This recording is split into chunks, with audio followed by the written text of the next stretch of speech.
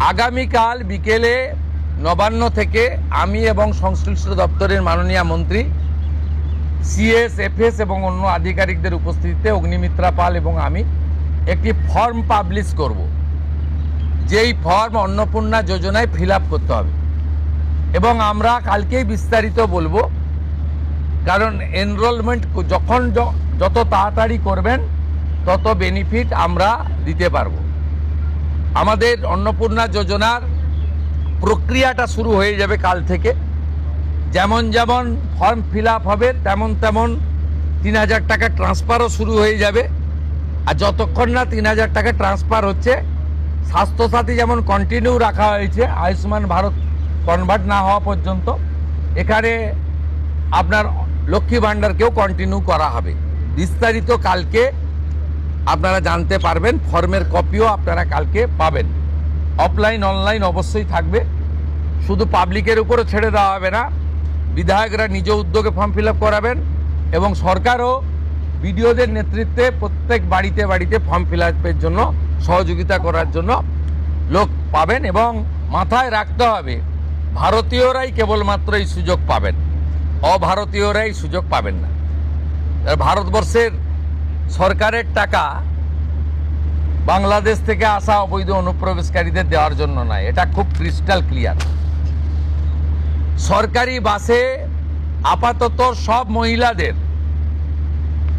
আমাদের ফ্রি সুযোগ তারা পাচ্ছেন আগামী সপ্তাহ থেকে। তো আগেই ক্যাবিনেট অনুমোদন দিয়েছে, এটা কার্যকর হচ্ছে। কিন্তু আমরা এখনই সবাইকে সব মহিলা বললে সুযোগ দিলে পরবর্তীকালে কিন্তু কার্ড করব। আমরা দেখেছি ডোমকলে বিগত সরকারের সময় পুরুষরা লক্ষ্মীর ভাণ্ডার পেয়েছেন। কেউ যদি মুখ মাথা চাপিয়ে রেখে শিলিগুড়ি থেকে এনবিএসটিসির ভলভো বাসে উঠলেন দীঘা আসবেন বলে,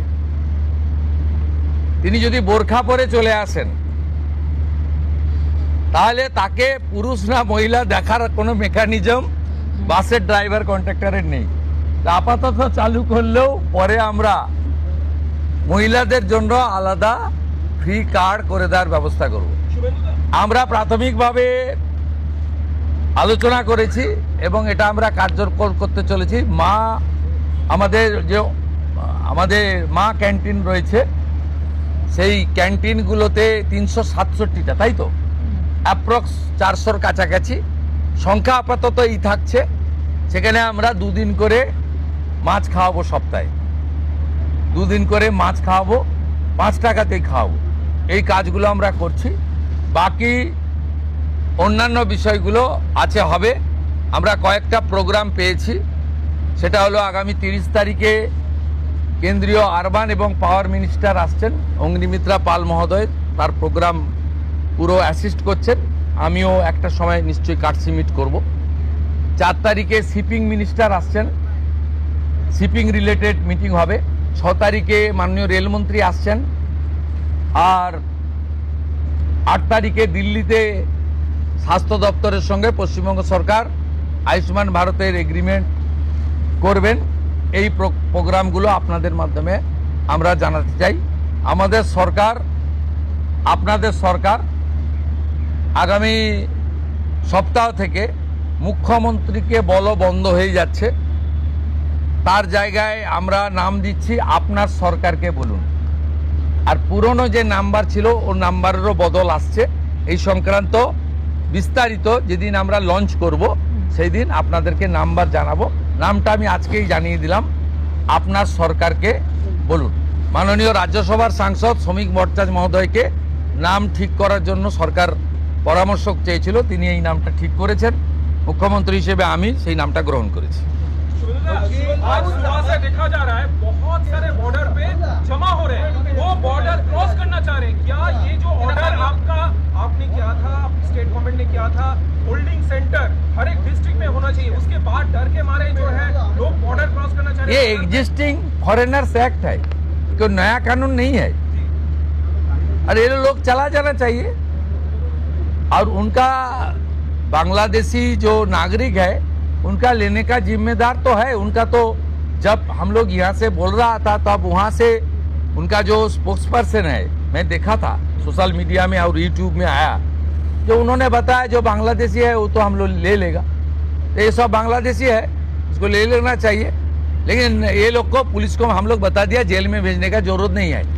देश के रुपया में खाना खाएगा, कपड़ा देगा, मेडिसिन देगा, एक दामाद है ये लोग। जल्दी जल्दी भागो, जल्दी जल्दी भागो, नहीं तो जो करना है सरकार करेगा।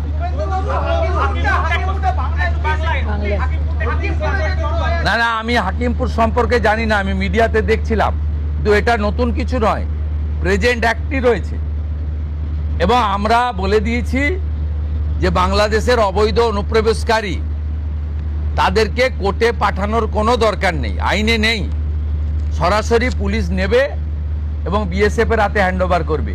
বিএসএফ এর যা ভারত সরকার বাংলাদেশ সরকারের সঙ্গে আছে এগ্রিমেন্ট, তাতে বাংলাদেশি প্রুফ করে হ্যান্ডওভার করে দেবে। আমাদের জেলে 3 মাস 6 মাস 2 বছর রেখে আপনার চাল, আপনার ডাল, আপনার তেল, আপনার মাছ, আপনার ডিম, আপনার কাপড়, আপনার মেডিসিন ওদেরকে দেব কেন? এটা তো ভারতীয়দেরই ক্ষতি হচ্ছে, আমাদের রাজ্যেরই ক্ষতি হচ্ছে। সেই জন্য আইনটা এতদিন ছিল ভোট ব্যাংকের স্বার্থে কেউ বা কারা ব্যবহার করেনি।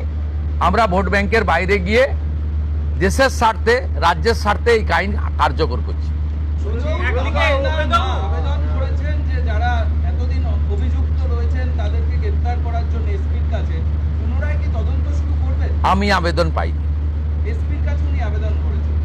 এসপি নিশ্চয়ই ডিজিকে পাঠাবেন, ডিজি আমার সঙ্গে পরামর্শ করবেন।